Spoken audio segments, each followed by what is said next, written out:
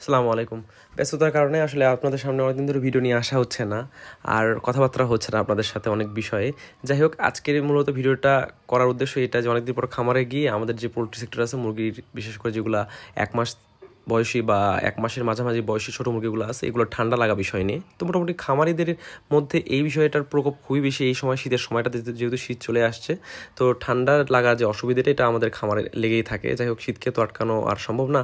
তবে আমরা চাইলে ঠান্ডাজনিত যেসব রোগ আছে এগুলোকে আমরা প্রতিরোধ বা প্রতিষেধক হিসাবে এই স্ক্রিনে দেওয়া আপনাদের যে মেডিসিনটি আপনারা দেখতে পাচ্ছেন, যেমন ডক্সি এভেট, এই মেডিসিনটি ব্যবহার করতে পারেন। বিশেষ করে পানির সাথে যদি আপনারা এটাকে ব্যবহার করেন, সেক্ষেত্রে আপনারা প্রতিষেধক হিসেবে যদি ব্যবহার করেন বা প্রতিরোধক হিসেবে ব্যবহার করেন, যদি ঠান্ডা না লেগে থাকে তারপরে আপনার পূর্ব প্রস্তুতি হিসাবে 2 লিটার পানির মধ্যে 1 গ্রাম করে এটা ব্যবহার করতে পারেন।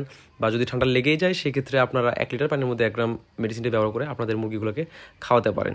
পাশাপাশি আরও যেসব প্রাকৃতিক খাবার, যেমন শুধু ফিড বা এরকম কিছুর উপর নির্ভর না করে, যেমন আপনারা প্রাকৃতিক কিছু ঘাস পাতা, এগুলা বিশেষ করে ফার্মি মুরগির ক্ষেত্রে বা দেশি মুরগির ক্ষেত্রে এটা ব্যবহার করা যায়। অনেক সময় যে সজনে পাতা বা পেঁপে পাতা বা পাশাপাশি কিছু প্রাকৃতিক ঘাস কেটে দিতে পারেন, যেগুলো আপনাদের মুরগি বা আপনাদের পোলট্রি সেক্টরগুলোকে খুব সুস্থ থাকতে সাহায্য করবে এবং ওদের শারীরিক বৃদ্ধিকে একদম সুষম বিকাশ ঘটাবে। পাশাপাশি আরেকটা বিষয় হচ্ছে যে তাপমাত্রার বিষয়।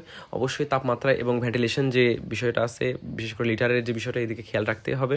কারণ আপনার যেই শেডটা থাকবে, এটার মধ্যেকার যদি তাপমাত্রাটা ঠিকঠাক না থাকে, অবশ্যই তারা ঠান্ডাজনিত সহ বিভিন্ন ধরনের রোগে আক্রান্ত হওয়ার সম্ভাবনাটা অনেকাংশেই বেড়ে যায়।